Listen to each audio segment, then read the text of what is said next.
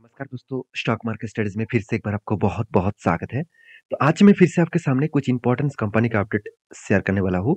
तो आज का वीडियो बहुत इंटरेस्टिंग होने वाला है, तो इस वीडियो को लास्ट तक ज़रूर देखना और अभी तक अपने चैनल को सब्सक्राइब नहीं किया तो ज़रूर कर लेना। कंटिन्यूअसली इस इन्फॉर्मेशन और अपडेट्स पाने के लिए चैनल के ऊपर बने रहना। तो चलो देख लेते हैं कौन-सा कंपनी है इस वीडियो के अंदर। फर्स्ट जो कंपनी है उसके नाम है एंजल वन।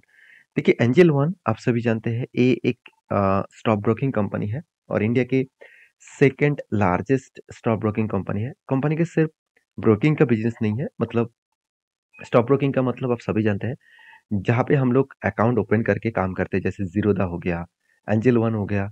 उस तरीके से आप स्टॉक साथ ही साथ और भी बहुत सारे कंपनीज है।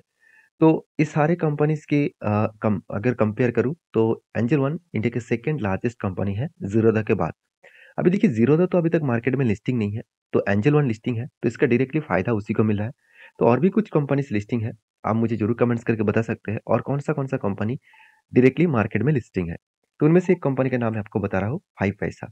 तो उसके बाद और कौन-सा कंपनी है जो मार्केट में लिस्टिंग है, मुझे ज़रूर कमेंट्स करके बताना।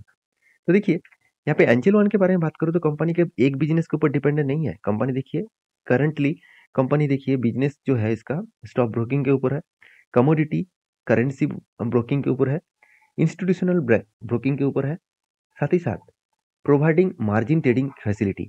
अभी मुझे पिछले एक दोस्तों ने कमेंट्स किया, sir providing margin trading facility क्या होता है? देखिए, जब मैं फर्स्ट ट्रेड करने के लिए आया था, तब इस मार्केट में अराउंड 30% के ऊपर भी लेवरेज दिया जाता था। 30% का मतलब क्या है? मान के चलिए आपके पास 1 लाख रुपया है, तो कंपनी आपको एक्स्ट्रा 30 लाख रुपया देंगे। तो 30 टाइम्स आपको मतलब कंपनी आपको लोन दे रहा है, कोई भी प्रोडक्ट खरीदारी करने के लिए, वो भी किसके लिए? इंट्राडे के लिए। चलो होल्डिंग के लिए नहीं है, इंट्राडे के लिए है। और इस जो 30 टाइम्स जो लोन है ना, ये लोन आपको प्रोवाइड किया जाएगा विदाउट इंटरेस्ट में। और यहाँ पे देख सकते हैं करीबन 30 लाख आपको मिला था, 30 लाख के अगेंस्ट में आप कोई भी माल खरीदारी कर सकते थे। तो इसी तरीके से जो लोन का फैसिलिटीज़ है था ना, उसको कहा जाता है मार्जिन ट्रेडिंग फैसिलिटी। तो मतलब ट्रेडिंग करने के लिए आपको मार्जिन दिया जाता है। तो इसका भी कंपनी फैसिलिटी देते हैं। साथ ही साथ आप कहेंगे सर क्या अभी 30 टाइम्स मिलता है? बिल्कुल नहीं। सेबी के रूल्स के हिसाब से 30 टाइम्स आपको नहीं मिलेगा। अभी 4 टाइम्स, 3 टाइम्स इस तरीके से कुछ अलग-अलग कंपनी को देखने को मिलेगा। तो इसलिए आज बहुत ट्रेडिंग का मतलब देखा जाए तो बहुत ज़्यादा लॉसेस तो होते हैं, मगर पहले जो लॉस हो रहा था, उससे बहुत कम हो चुके हैं।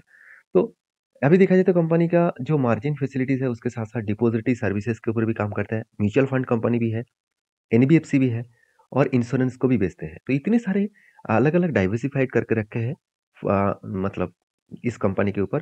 तो कंपनी का जो ग्रोथ है, वो डेप्थ एकदम ना के बराबर है। मतलब ना के बराबर नहीं कहूँगा 1% के नीचे है, तो 0.50 के ऊपर है, तो थोड़ा-सा तो हाइक है डेप्थ में।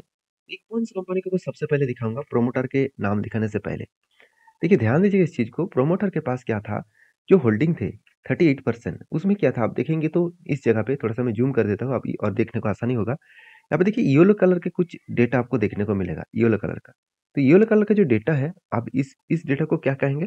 इसको कहा जाता है कि कंपनी के प्रोमोटर के पास लॉकिंग मतलब जो शेयर था वो प्रोमोटर के लॉकिंग था, मतलब प्रोमोटर बेच नहीं पाएँगे।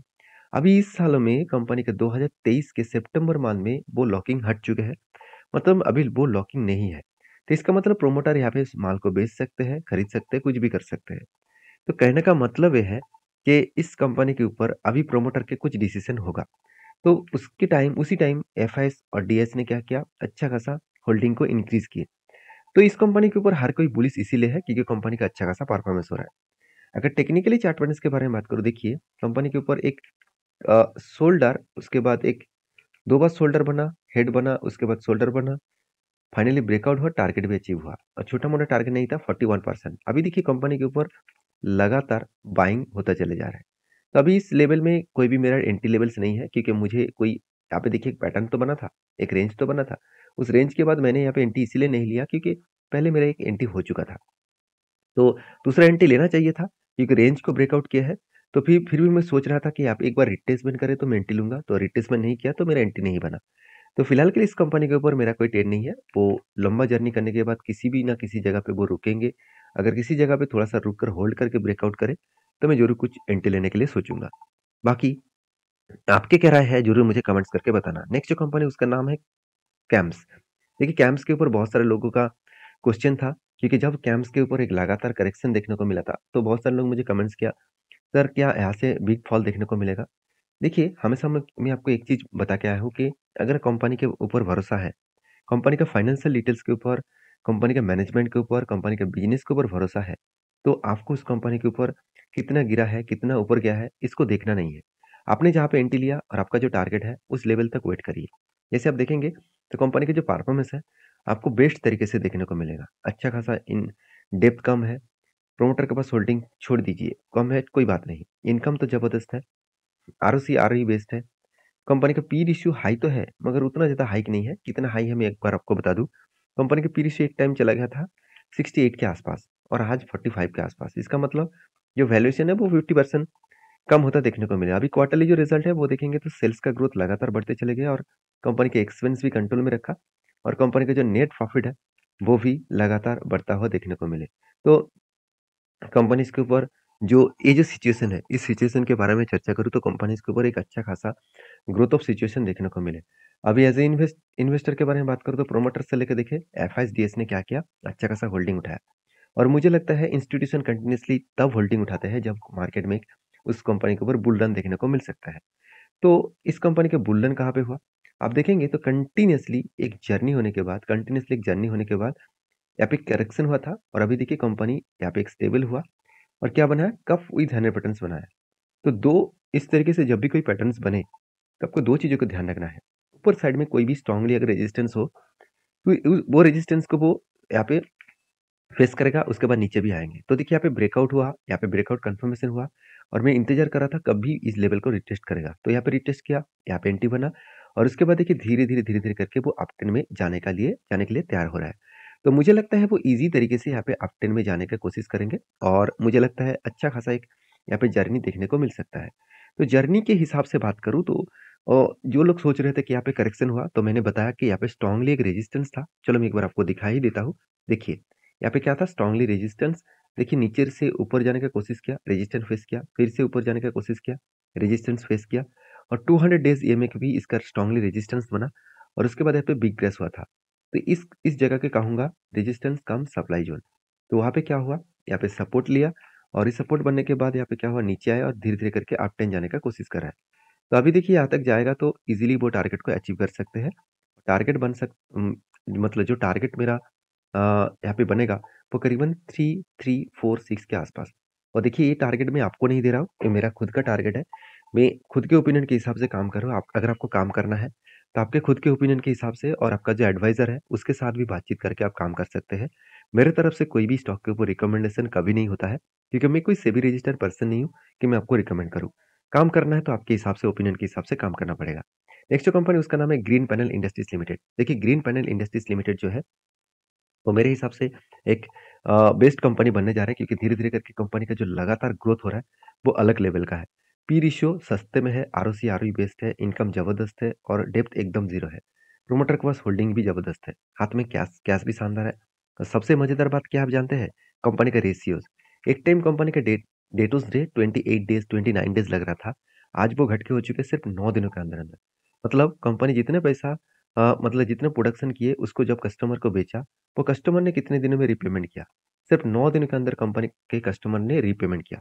तो कहने का मतलब है कंपनी के ऊपर एक अच्छा खासा ग्रोथेबल सिचुएशन देखने को मिले। अभी एज़ ए इन्वेस्टर, प्रोमोटर से लेकर एफआईएस, डीएस पब्लिक, हर किसी व्यक्ति इस कंपनी के ऊपर निवेश करके रखा।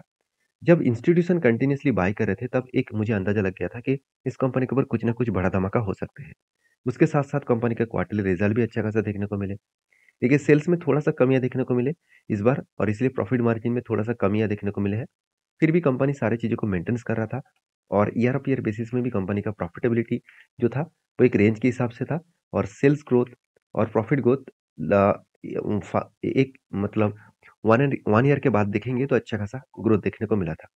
और यही कारण की वजह से एक टेक्निकली चार्ट पैटर्न्स बना था, वो फाइनली यहाँ पे शानदार तरीके से टारगेट भी अचीव किया। जब टेक्निकली चार्ट पैटर्न बना, मैंने आपको वीडियो बनाकर भी शेयर किया था।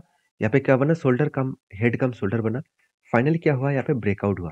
ब्रेकआउट कन्फर्मेशन यहाँ पे हुआ और उसके बाद देखिए धीरे-धीरे करके ऊपर तो गया था। तो यहाँ पे स्ट्रांगली क्या एक रेजिस्टेंस था।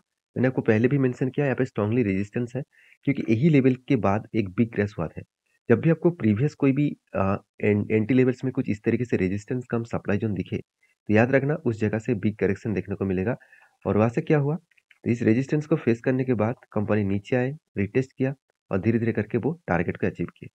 तो यहाँ पे एक शानदार तरीके से टारगेट कंपनी अचीव किया। अभी देखिए एक बड़ा सा एंटी लेवल बन सकते हैं। अगर इस लंबा सा एंटी लेवल यहाँ पे बन सकते हैं तो मैं इस के लिए इंतजार कर रहा हूँ कि एक बड़ा सा कब बनने का चांसेस है। उसके बाद अगर शोल्डर केट करे तो एक फिर से मौका मैं जरूर लूंगा, फिर से एक एंटी लेवल नया से जरूर लूंगा। बाकी आपकी क्या राय है जरूर मुझे कमेंट्स करके बताना। नेक्स्ट जो कंपनी उसका नाम है नियोजन सॉफ्टवेयर टेक्नोलॉजीज लिमिटेड। देखिए नियोजन सॉफ्टवेयर टेक्नोलॉजीज लिमिटेड जो है इसके बारे में चर्चा करूँ तो कंपनी के जो बोनस है वो एक के बदले एक शेयर कंपनी आपको बोनस देने वाला है और वो भी 12th ऑफ जनवरी में आपको बोनस मिलेगा। तो ये था कुछ कंपनीज का अपडेट। वीडियो में अगर जानकारी अच्छा मिले तो प्लीज लाइक करना, दोस्तों के साथ भी शेयर करना और चैनल को भी सब्सक्राइब करना। मिलते हैं नेक्स्ट वीडियो में, तब तक के लिए धन्यवाद।